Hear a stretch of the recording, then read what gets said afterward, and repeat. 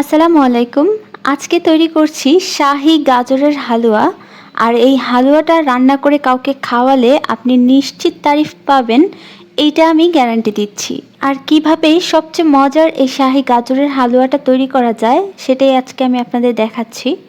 প্রথমেই একটা কড়াইতে আমি বড় চামচ দিয়ে 2 চামচ দিয়ে দিচ্ছি ঘি। এই চামচটা হচ্ছে যেটা দিয়ে আমরা তরকারি সার্ভ করি সেই চামচটা।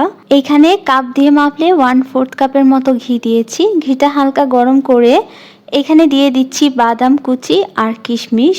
আমি এইখানে কাঠবাদাম কাজু বাদাম দিয়েছি কুচি করে এবং বড় কয়েকটা কাজু বাদামও দিয়েছি।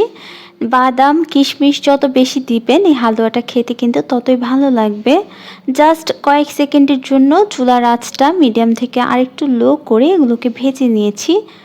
যখন দেখবেন কিশমিশগুলো এরকম ফুলে পালিশের মতো হয়ে গেছে তখন নামিয়ে নিয়েছি। এবার বাকি ঘিয়ের মধ্যে গাজর দিয়ে দিলাম। গাজর এখানে 1 কেজি রয়েছে।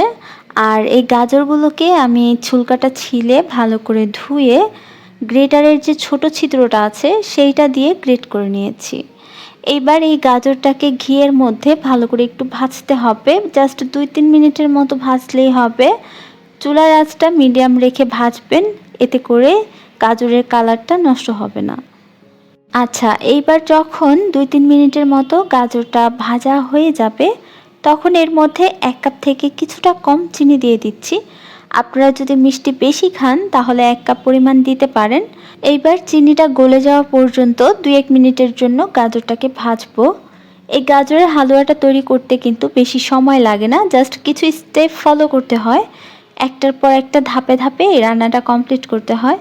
যখন দেখবেন চিনিটা পুরোপুরিভাবে গলে গিয়েছে তখন দুধ দিয়ে দিতে হবে। এইখানে আমি 1 কাপ এবং 1/3 কাপ পরিমাণ দুধ দিয়েছি। তবে হ্যাঁ, আপনাদের চুলার আঁচ কিন্তু মিডিয়াম হাই আঁচে রেখে এই রান্নাটা করতে হবে। এই পর্যায়ে দিয়ে দিচ্ছি 1 চিমটি পরিমাণ এলাচের গুঁড়া, দিয়ে দিচ্ছি 1 চিমটি পরিমাণ লবণ। লবণটা কিন্তু মিষ্টি ব্যালেন্স করে, তাই দিতে পারেন। এবার যখন এই গাজরটার গায়ে থেকে দুধটা পুরোপুরি শুকিয়ে আসবে, এই যে দেখুন হালকা একটু মাখো মাখো ভাব আছে, তখন আবারও বড় চামচ দিয়ে দিচ্ছি ঘি আর দিয়ে দিচ্ছি সেই যে ভেজে রেখেছিলাম কিশমিশ বাদাম সেগুলো। আর আমি কিন্তু এই চামচটা যে ব্যবহার করেছি আজকে সেটা সবচেয়ে বড় চামচ, যেটা দিয়ে সাধারণত আমরা রান্না করে তরকারি সার্ভ করে থাকি। যখন সব কিছু মিশিয়ে নেওয়া হয়ে যাবে তখন 1 কাপ পরিমাণ গুঁড়ো দুধ দিয়ে দিচ্ছি। অবশ্যই এই গুঁড়ো দুধটা দিবেন, নয়তো কিন্তু গাজরের আসল যে শাহী গাজরের হালুয়াটা সেটার টেস্ট পাবেন না। তো এই পর্যায়ে একটু নেড়ে গুঁড়ো দুধটা মিশিয়ে নিয়ে পেস্তা বাদাম দিয়ে দিচ্ছি। পেস্তা বাদামটা আমি একটু ছড়িয়ে দিয়ে দিচ্ছি। আর পেস্তা বাদাম গুঁড়ো দুধ দিয়ে এই রান্নাটা আর বেশিক্ষণ করব না। আর এইটা কিন্তু এখন আঠালো আঠালো মনে হতে পারে, তবে কিছুক্ষণ পর ঠান্ডা হওয়ার পর এটা একদম ঝরঝরে হয়ে যাবে। হালুয়াটা যে হয়ে গেছে কিভাবে বুঝবেন?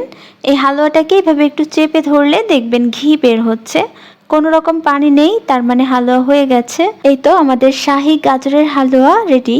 এবার সার্ভ করছি। একটা বাটিতে আমি সার্ভ করে নিচ্ছি। আর দেখুন এটা কতটা ঝরঝরে, এটা যখন ঠান্ডা হবে আরও ঝরঝরে হয়ে যাবে।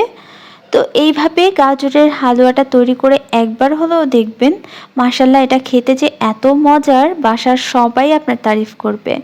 উপর থেকে কিছুটা বাদাম কুচি দিয়ে গার্নিশ করছি, দেখতে সুন্দর লাগবে। তো আমাদের এই গাজরের হালুয়াটা রান্না শেষ, সার্ভ করাও শেষ, এবার টেস্ট করার পালা। আমি যখন প্রথম বাইট এটার মুখে দিয়েছি এত মজা লেগেছে। বাসায় অবশ্যই রান্না করবেন আর আমাকে জানাতে ভুলবেন না কেমন হয়েছে। আজকে এখানেই বিদায় নেব। সবাই অনেক বেশি ভালো থাকুন, সুস্থ থাকুন। আল্লাহ হাফেজ।